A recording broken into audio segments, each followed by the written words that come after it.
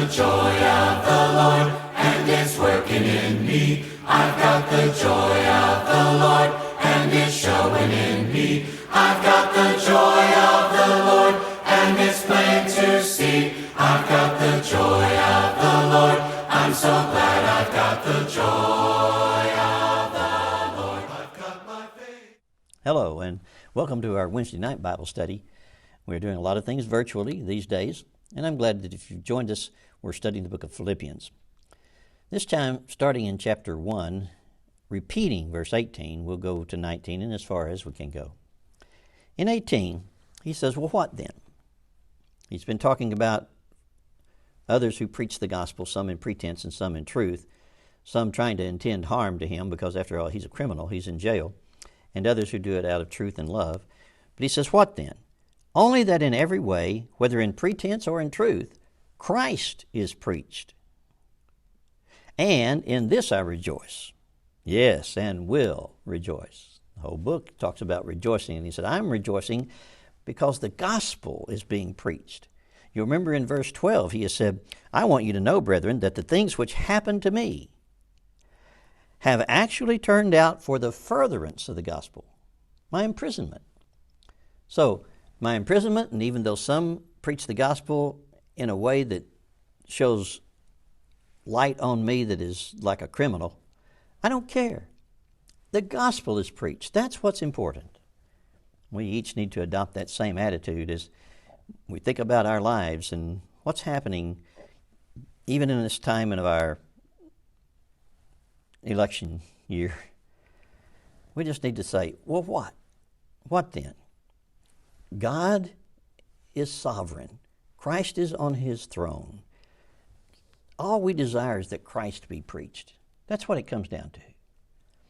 So then he says in verse 19, for I know. Now, how many things do you really know?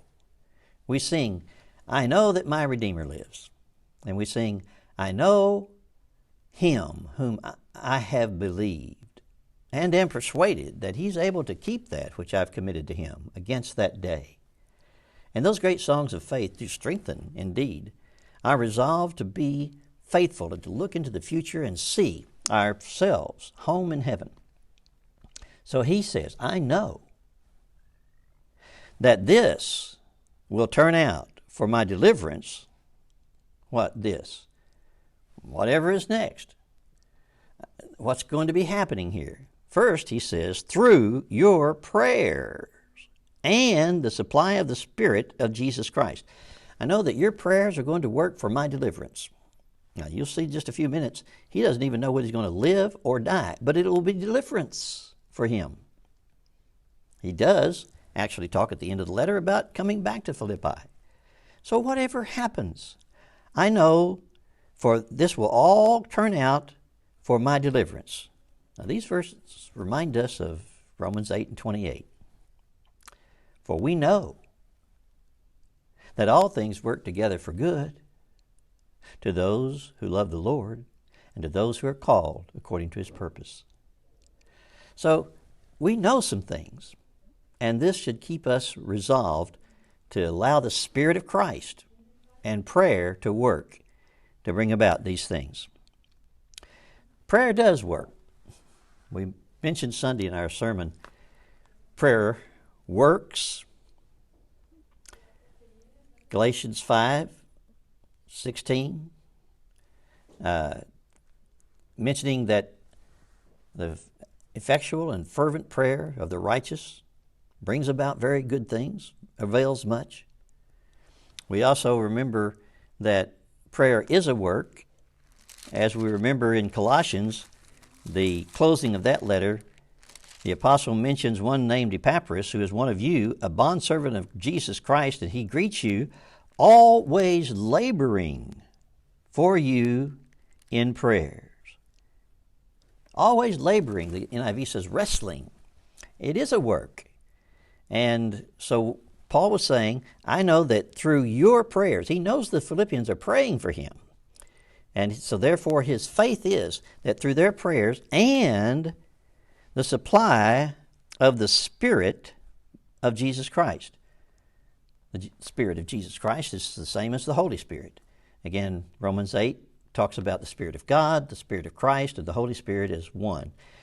And so he's saying, through your prayers and through the Holy Spirit that works in me, I am going to be delivered. Now let's see what he's going to be delivered from as he goes on. According to my earnest expectation and hope that in nothing I shall be ashamed. I'm not ashamed to be in prison. I'm no criminal, even though others say that I am. Why else would I be in prison if I'm not a criminal? But he says, I'm not ashamed of that. I'm not ashamed of the gospel. And he says, really, in truth, I'm not even ashamed of what I have done. He is burdened by what he did. But the shame, the guilt of what he had done in his former years of taking many Christians out of their homes and putting them in prison, maybe even consenting to their death, that shame still rides on him in a sense, but not the guilt of it. So in nothing I shall be ashamed, but with all boldness, as always, so now also Christ will be magnified in my body, whether by life or by death. Does Christ need magnification? He who sits on the throne, he who has the power of the whole universe, keeping it going, in him all things consist, Colossians, the first chapter. Does he need to be magnified? How do you magnify someone so great? Well, the truth is, to some, Christ still seems to be distant, like a distant star. And if we use a telescope that is large enough, we can bring the brilliance of that star closer to view. And what Paul is saying here is my body is a telescope that brings the morning star closer to the view of others so that they can see the brilliant light of Jesus Christ. A conduit, if you will. He is saying that Christ is going to be magnified in my body, whether by life or by death, and I will add, or suffering. You know, Sunday when I was talking about the thin veneer of happiness that the world describes as when the right circumstances come to us, we are elated and we feel the joy of happiness. But when the circumstances aren't right, we lose that. Well, in Christianity, the true joy comes at all times because we know that our deliverance is without question. And as I looked out on the audience, I saw people there who are fighting the terrible disease of cancer. I see their eyes above their masks, and it's hard for me to even speak because I see their faith, and I should let that speak. I see that they are resolved that whether by life or by death, they're going to magnify Christ in their body. And that comes about when we do things of good deeds and love for people, for each other. Others see that. Christ is magnified. But how much stronger is he magnified when people see us going through crises, difficult times, and holding to our faith, not letting any of our commitment waver. That is a true conduit where someone is literally magnifying Christ through their body in suffering. Many suffer the loss of a loved one, and they continue to be steadfast. That magnifies Christ. People are impressed when you do something good for them, but they're more impressed when they see you go through a crisis and you do not stumble nor faint. So all of us have this opportunity to magnify Christ in our body. And then he says, whether by life or death. Literally, he's saying, I don't know which is going to come. But then he begins to discuss what the events of life or the events of death would bring about. He says in 21, for to me, to live is Christ, and to die is gain.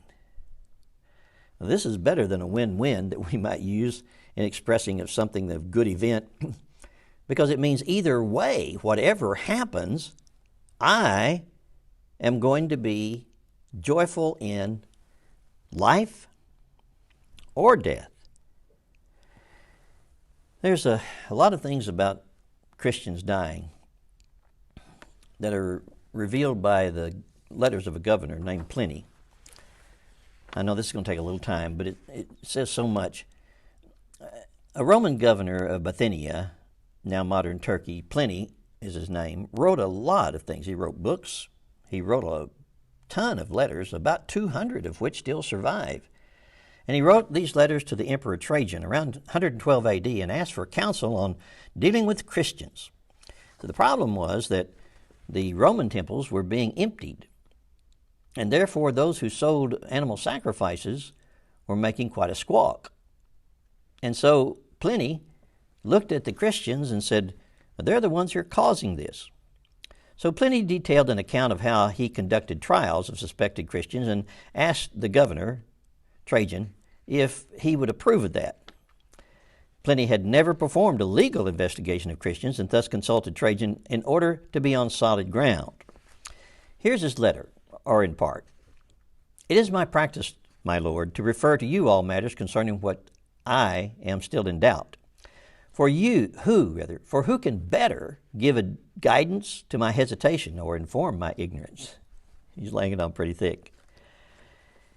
He says, and I'm not a little hesitant as to whether I should continue with the investigation of these Christians and how to punish them.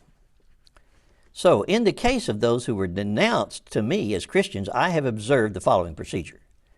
I interrogated these as to whether they were Christians. Those who confessed, I interrogated the second time, and then a third time, each time threatening them with punishment. And those who persisted, I ordered executed. For I had no doubt whether the nature of their creed or stubbornness or inflexible obstinacy, but that it surely deserved to be punished. And there were others possessed of this folly, but because they were Roman citizens, I've sent them to Rome.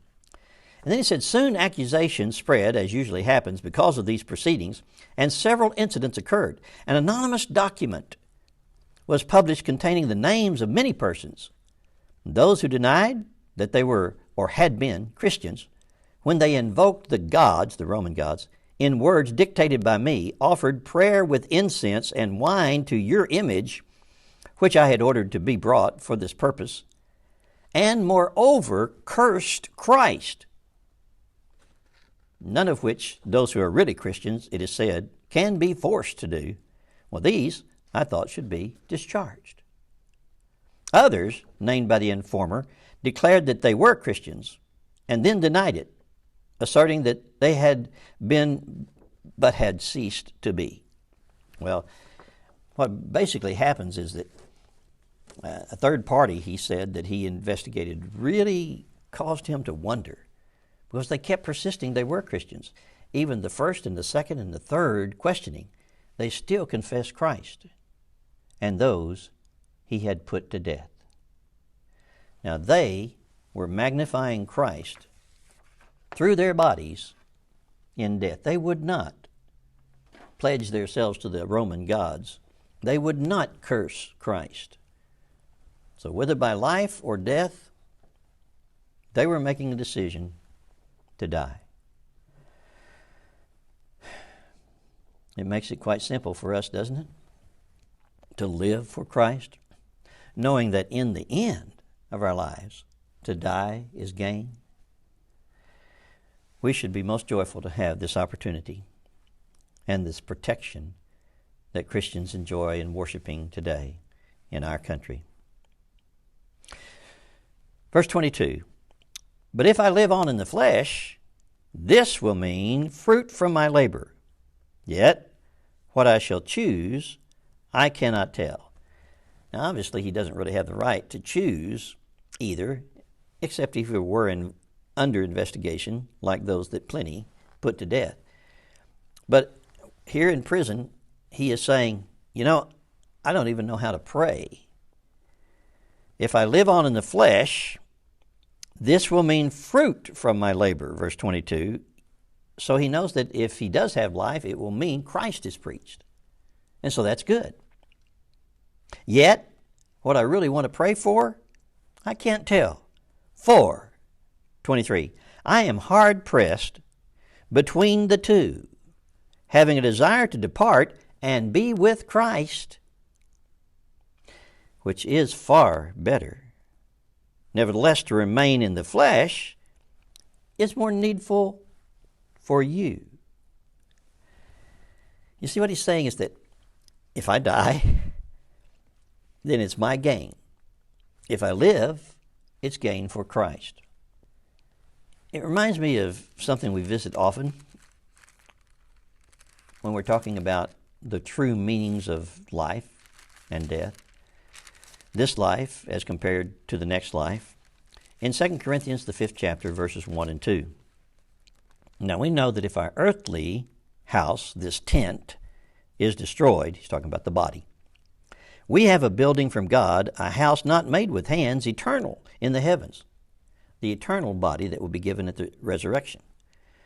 For in this, I add body, in this body we groan, earnestly desiring to be clothed with our habitation, which is from heaven. So, as we think about the difficulties, the trials, and if we're facing, for instance, age, like some of us, or even a terminal disease, we can say, we know that if this tent is dissolved, destroyed, we have another one. God made it eternal in the heavens. An eternal spiritual body, as Paul would call it in 1 Corinthians 15. So, why he's saying this is simply to the fact that, I'm joyful. If I live, it's going to mean gain, growth, fruit for you. Remember that in the 2nd chapter, verses 3 and 4, he's going to say, let nothing be done from selfish ambition or conceit. Now, if he was looking only to be released from prison, one might say that was out of selfish or vain conceit. It wouldn't be, because all he meant to say is, if I am let out of prison, I'm going to preach Christ. Nevertheless, sometimes we might be praying for something that is selfish ambition. But in lowliness of mind, let each esteem others better than himself. And so what Paul is saying, if I live on in the flesh, I don't get to enjoy yet the bliss of heaven. But it is best for you. And so I would choose to be released, to be able to preach, be able to live on, so that I can have more influence and fruit for you. And it's going to be for your good.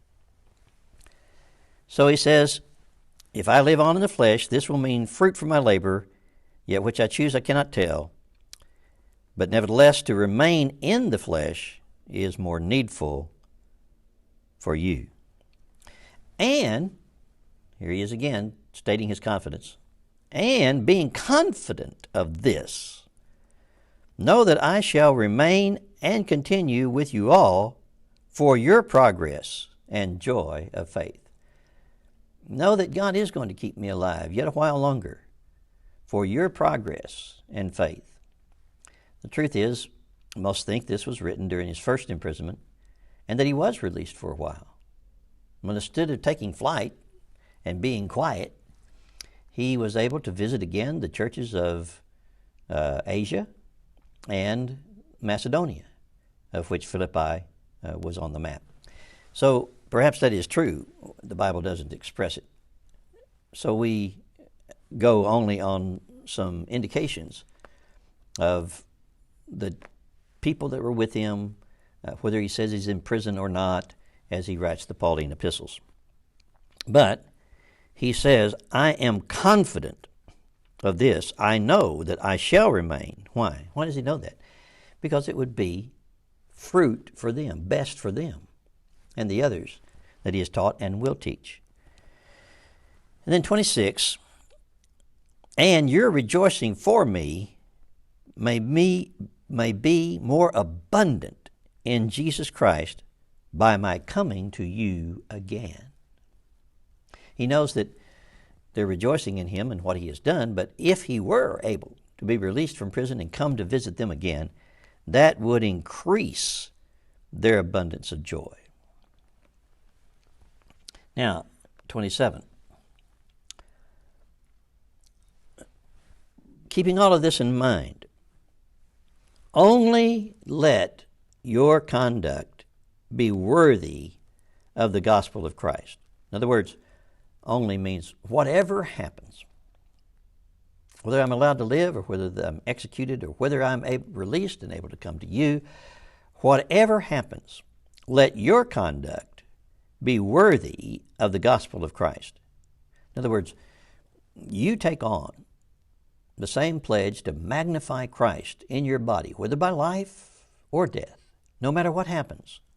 This word conduct, of course, means an expression of daily walk, a life that is clearly lived for Jesus Christ. That makes it worthy of the gospel of Christ.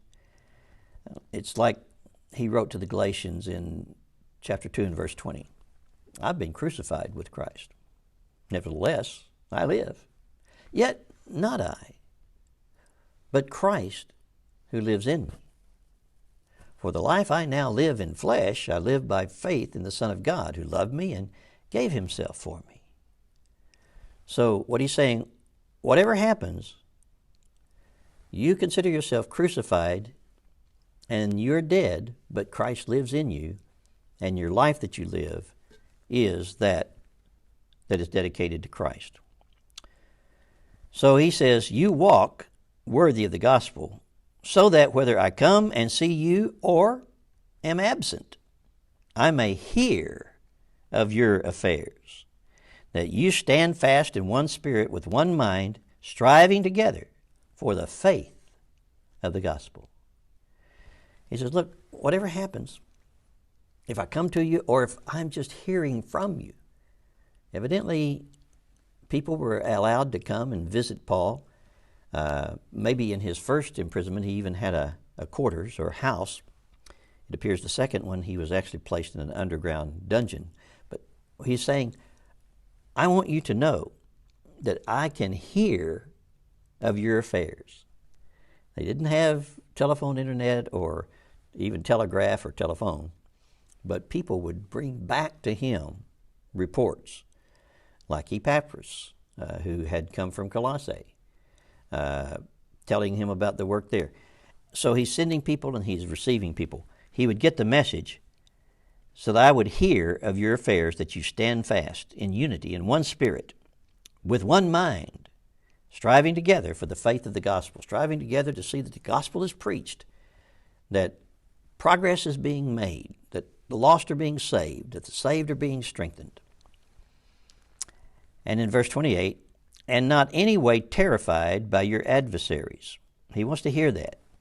He wants to hear that they're not going to be placed in great fear and forced into silence by any adversary, which is to them a proof of perdition. Now remember what Pliny said? If you are terrified by this persecution, it is proof to them of perdition. But to you, if you stay, your promises are kept, it is to you salvation, and that from God. For to you, verse 29, it has been granted on behalf of Christ, not only to believe in him, but also to suffer for his sake. It's been granted to them to not only believe in him, that's a great gift, because faith brings the gift of salvation. So wonderful. But it's not only that you have that gift, not only that you believe, but also that you are willing to suffer for his sake. Christ. The prime example of that, for instance, is said to counted it joy for the cross that was placed before him.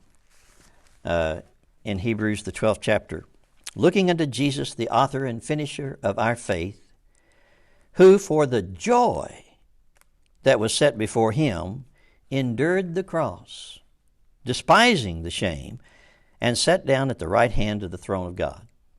In other words, he counted it joy to be able to suffer for all sinners, and that those who were believed and obedient to the gospel would be saved. And so he was resurrected, ascended to sit on the throne of God, just as Christians who are faithful unto death, Revelation 2 and 10, will have that opportunity to receive the crown of life and sit on the wonderful, even called thrones, that are promised, glory that is promised to those who are inhabitants of heaven. Well, having the same conflict which you saw in me and now here is in me, this may happen to you. You are appointed to believe, but also, if need be, to suffer for his sake. And having that same conflict which you saw in me and now here is in me. He's encouraging them that whatever may be on the horizon of the future, that even if it is the wave of the way in which the Christians were completely persecuted so much, there seems to be about 3 waves of persecution that went through the Roman Empire in the next 100 years. These waves of persecution were going to come down upon the Christians, and they were to look at this as an opportunity of joy, as did Christ. For he went to the cross with joy, and he was encouraging them to, when this suffering comes to you, to count it joy, because you'll have that same conflict which I am now having. So we want to be grateful for the time in which we live, and the small matters that seem to trouble us, and I am so guilty of this myself, the small matters of problems in this life, when really we need to be so grateful for salvation, but also have the opportunity to demonstrate faithfulness in difficult times, in crises, and even in death. Thank you for joining us today. We'll start in the 2nd chapter of Philippians next week. May God bless you, and may we let our conduct be worthy of the gospel of Jesus Christ.